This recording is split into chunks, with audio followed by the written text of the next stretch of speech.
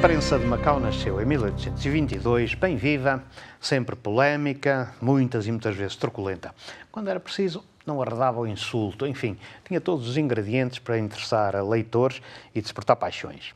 Às vezes as coisas descambavam e a polémica entre redações redundava em vias de facto entre jornalistas rivais ou então entre leitores despeitados e jornalistas, enfim.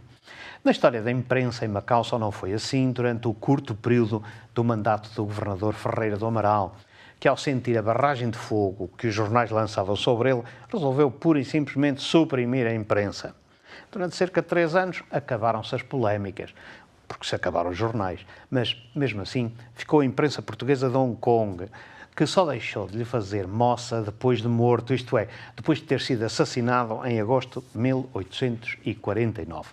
Quando Ferreira do Amaral aqui chega, já a imprensa local era um sólido bastião que fazia e desfazia governadores. Isto porque os artigos de jornal de Macau eram enviados para Goa e para Lisboa, sendo impressos e repetidos pelos correligionários políticos da capital da Índia e da capital do Império.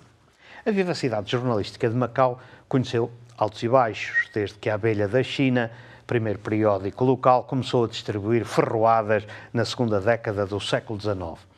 Acabou mal, queimada pelos absolutistas, à porta do leal Senado em auto de fé, mas a truculência não esmoreceu.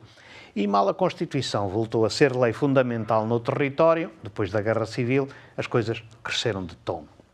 A ameaça da presença inglesa, o ópio e a guerra voltaram a mergulhar Macau num conflito de palavras acesas que faziam lavrar o incêndio das paixões. E a polémica ia da grande à pequena política e da filosofia à mais baixa intriga.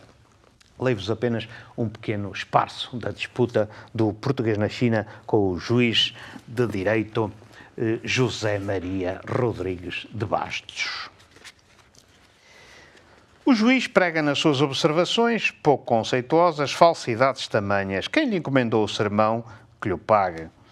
À vista, um conselho, descarte João Lira, uma espécie de concepção antropomórfica da polícia humana. E uma tentativa de consenso que não ilude o que verdadeiramente é o mundo da vida macaense. Nada, aparentemente, mudou em Macau desde que surgiu o primeiro periódico na década de 20. Os mesmos conflitos, a típica intriga, a tortuosidade e o jogo de sombras que pretende servir de biombo aos interesses em conflito, sobretudo na área do ópio-tráfico. Com ou sem atividade clandestina de agentes macaenses ao serviço de ingleses para contrabandear o motor da história em Macau. Seja como for, o juiz Bastos e o militar João Lira continuam a ocupar uma parte considerável do corpo do periódico, em que se realça, para além das acusações, o lavar de mãos para fazer aparecer contas antigas não saldadas. E pegado, o redator, apesar das cartas que publica, parece querer dizer que até ao lavar dos cestos é vindima, ou seja, este processo só findará com a saída do juiz de direito de Macau.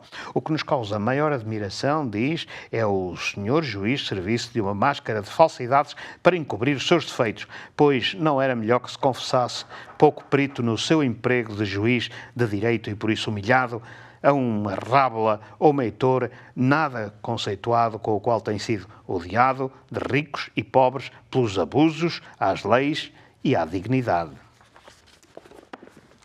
Era assim Macau quando os tabloides reinavam em português no sul da China, muito antes de existirem tabloides.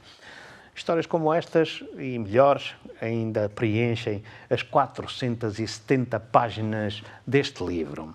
A Imprensa de Língua Portuguesa no Oriente, de José Augusto dos Santos Alves, da coleção Estudos da Biblioteca Nacional de Portugal.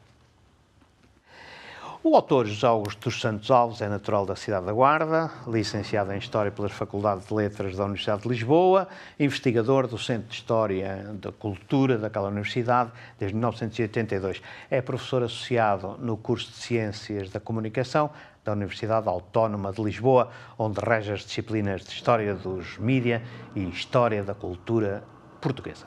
foi o principal responsável pela organização do Congresso Internacional de Comunicação de Gutenberg ao terceiro milénio, realizado na Fundação Carlos de Gulbenkian em 2000.